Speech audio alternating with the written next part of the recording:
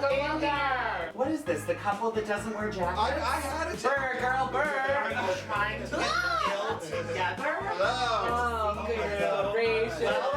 Welcome. Good morning. Good morning. And welcome to Sunday Monday. That was so cute. I know, like You almost killed harmonized it in the bag, in the bag. We are the gay morning talk show that you never knew you needed. Queer. Oh yeah, we're It's inclusive 2020. here. We have some amazing guests That we do.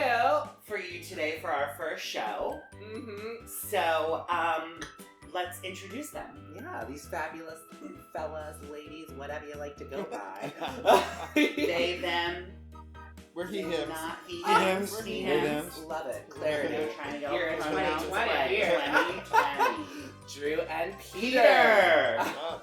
Hi guys. Hey. Welcome. Thank you for being our first guest. Thanks for having us. Yeah, thanks for waking up yesterday.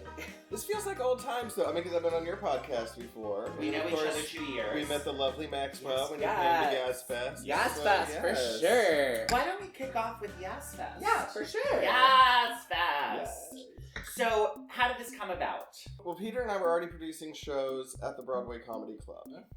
We had done, I'm from the South, went to Auburn University, so we'd done a Southern show that was all Southern comics. War and Eagle. War Eagle, exactly, thank you, I like that. Alabama's one of those I forgot states, that. it's like Texas and Right. New Jersey and New York, they have a big ego, nobody knows why. So anyway, we were doing that show, and Rich Brooks, who's the booker at the Broadway Comedy Club, had come to us and said, I have this idea. And I said, that sounds really fun. And it was just going to be a show, and then it became a series of shows, and now And now it's celebrating its second year. Yeah. Or it celebrated its second year. Festival was huge this year. Huge. 5 nights. 8 preliminaries 8 over 4 preliminaries, nights. yeah. 8 nights. Math was never my thing. This was going for months. Yeah. Yeah. You were busy bees Yeah, for it really the tail was. end of 2019, beginning of 2020. Real shotgun there. And it's just the beginning. You know, It we're... really tripled. Yeah. Under the Yaaas banner, we're going to start booking college shows. That's amazing. We're going... So it's really... The whole idea of the festival is to meet all of the amazing queer talent that's happening, you know, in the city, in Brooklyn, downtown, get them all together, and then start getting these people work. I mean, that is, we don't want it to be the festival that goes to nowhere. Right. We want it to really be, and I mean, just since the last festival ended, you know, we've announced Our third Aw. host, Kitty. Our thirsty feline right here. Yeah. Our You pretty could- lady. You could hold on to her. That would be great. I'm deathly afraid. You're gonna look like Karl Lagerfeld. Yes, and when we first started doing queer comedy. You come here on the day of my daughter's wedding. Aww. She's just an affectionate Oh, lady. whip around. Whip that tail. honey. You know it. What are we gonna do? We're gonna sit, or are we gonna... What's the plan? Alright. Twilight Zone right here. Again, getting queer comics on stage. Yeah. On stage. And one thing that has come about as a part of this, not as an aside, but the building of community. I think one of the things that I love about this festival, and I believe that it's James Tyson who put this out last year, is that club bookers have this idea of booking one gay comic a night or one gay comic like a month or whatever, and now we're at a time where the world needs more and more queer comics, gay comics. Yeah, I think there's a few layers to that. I mean, one, who wants to hear a bunch of the same anything, you know, tell jokes over and over again. Right. Diversity is key to a good show. Even if you are dealing within a niche, like a queer comedy show, I still believe in having a very diverse lineup so that, you know, you're not getting 10 cis gay white guys in a row, you know, telling the same. But also, the world's just getting more queer. Yeah. I mean, so just by that nature, you know, there's going to be more comics that's going to be part of their DNA and the jokes that they're telling. Well, and it was astonishing too for how packed that room was for the final preliminary crowning of Yaaas Queen. And all different kinds of people. Yeah, in the but I audience. mean, for it being a room of queer comedians, it was such a colorful and varied night. You really didn't hear two of the same joke whatsoever. Yeah, it's amazing, right? Yeah, we were turning people away at the door. Yeah. We were, you know, meet us at the after party afterward. I mean, it was. It felt terrible. No. Yeah. It was like, get a drink, honey. We'll see you later. That's actually my favorite job, so I'm glad I don't work the door because I love turning people away. Oh, isn't that the most gratifying thing? I'm sorry, but my it's boss told me to unbelievable. say no. Jimmy Schatch just loves to say no. I love to say no. I won't let you in. I used to be such a pushover, and now it's like, no. It's just so gratifying. You know, yeah. When you're just like, It's just a girl who can't say no. I'm just a girl who Right. can't say no. Yes. And how long have you two been together, turning this car around? It'll be 8 years or 9. 9 years. 9 years Yeah. in May. Oh my Congratulations. God. May the years. 18th. what is a decade? And how did you meet? As Drew refers to as one of my favorite jokes, the old-fashioned way we met on Craigslist. You did. Yeah. Stop it. Yeah. Oh my That's God. amazing. I don't think that I knew that. We couldn't meet anymore because there's no Craigslist and I don't have an office. And what were the profiles?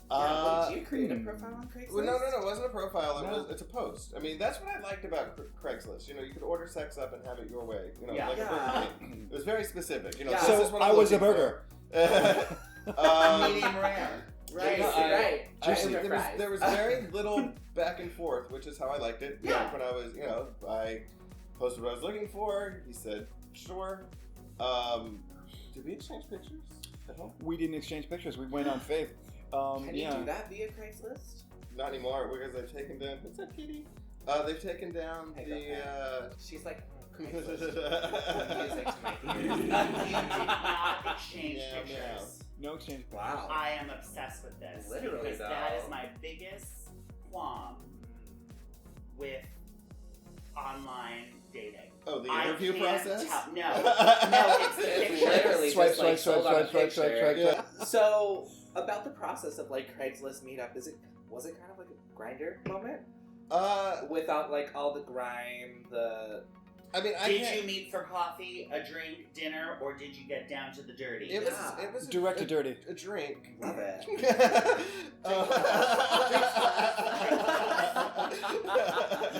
It was at my office, and he came in, and I thought, I figured, great, he's probably indiscriminate. Yeah. I met a really hot guy today, good for me. Yeah. And we hadn't even exchanged numbers. This was all through email. Oh, wow.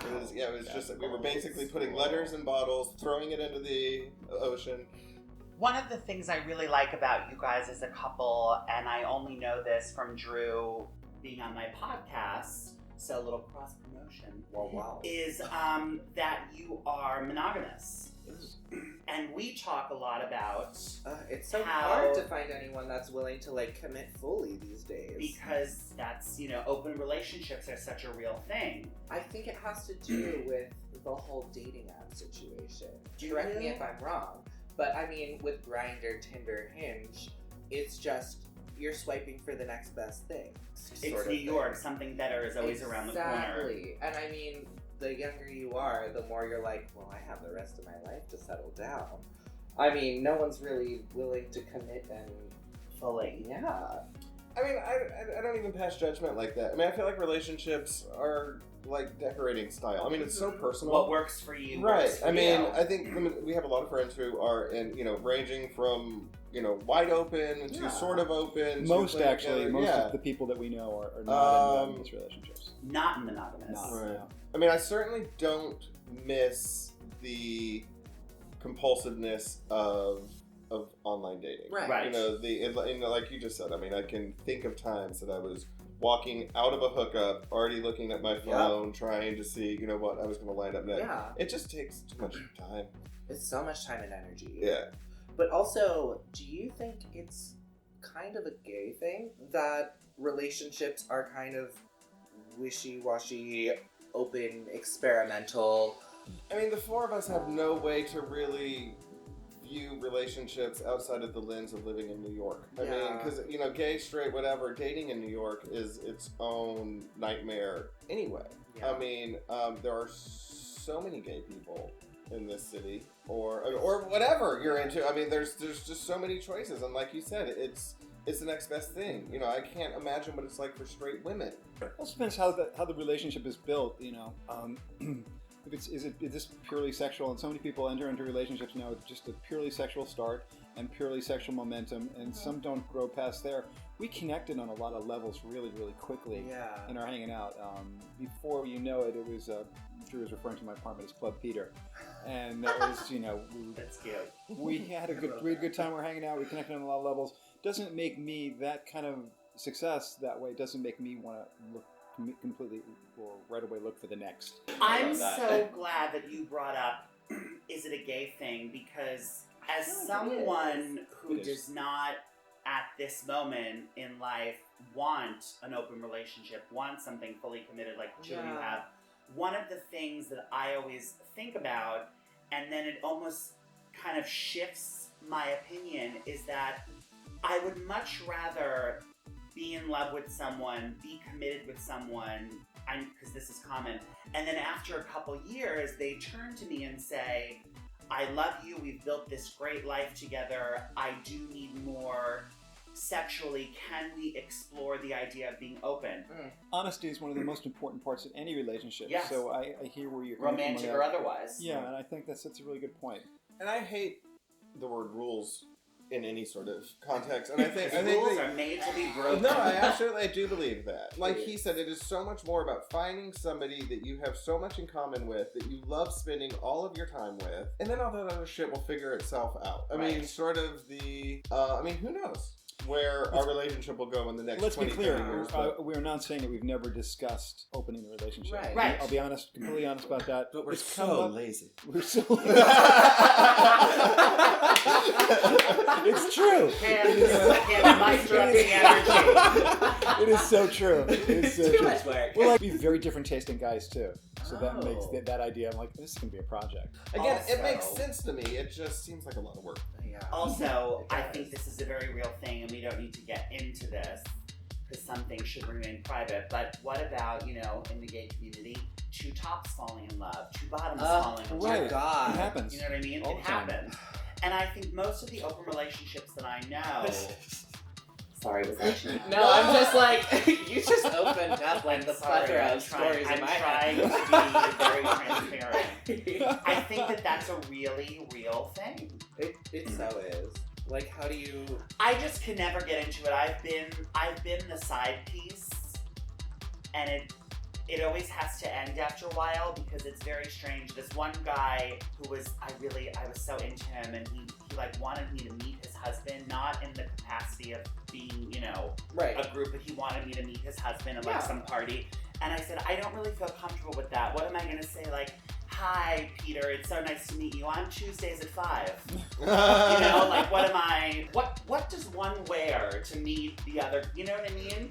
There's no Cosmo quiz for that. A red dress and heels. Back before Drew, I think I was known as an address to the husband at one point. Well, that's West 23rd Street. Oh yes, hi, I'm West 23rd Street. Hi, how are you? So now, to kind of switch gears once more, could we do our little desk bit with the FB? They don't know what's coming. Cut it out. Alright, so welcome to our desk bit, Cut It Out, where we delightfully read our fellow allies, ladies, gents, whatever you are, whatever color of the rainbow. Here's some constructive criticism. So Becky,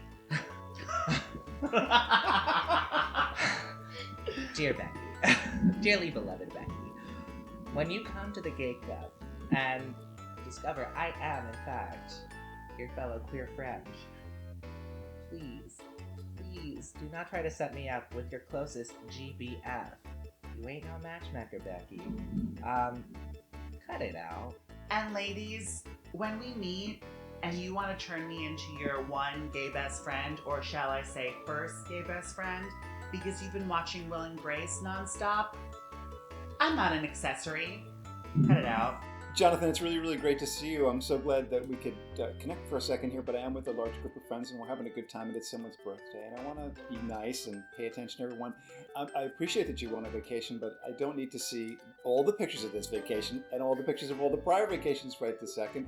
Maybe you could cut that out. Mine's gonna get a little political, I guess, because this is to the Beckys, but also the gays and anybody else that falls under our blue umbrella. Quit attacking each other over which candidate is the most left. We've got to get this asshole out of office. We got to band together. So cut it out. Woo! You know, I'm hedging. This was Sunday, Monday, and we're gonna be on twice a month. Well, thank you guys so much for coming. Thank you. It was All a right. pleasure. So nice. Thank you Our for. guest, our first all guest, this. Cherry Yes. Popped. You know. Tune in, get ready, get excited, get pumped. This is only the beginning, and Don't let's forget, do- like, comment, and subscribe it. This has been fun. Yeah. And I just want to say to Really a lot of fun. anybody that's thinking about trying stand-up comedy, we run 3 open mics every Friday at the Greenwich Village Comedy Club, 1 o'clock, 3 o'clock, 5:30. And anybody that wants to see an amazing show of LGBTQ comics, we have 2 headliners. Jim David, who is the first gay man to ever have his own comedy special on Comedy Central, as well as Rita Brent, and a bunch of other hilarious comics. February 27th at 8:30 at the Broadway Comedy Club, Early Gay Thursdays. and follow me at Jimmy, Jimmy, Schatz, Schatz, is funny. MSF. Blonde. And goodbye. And remember, being nice is free.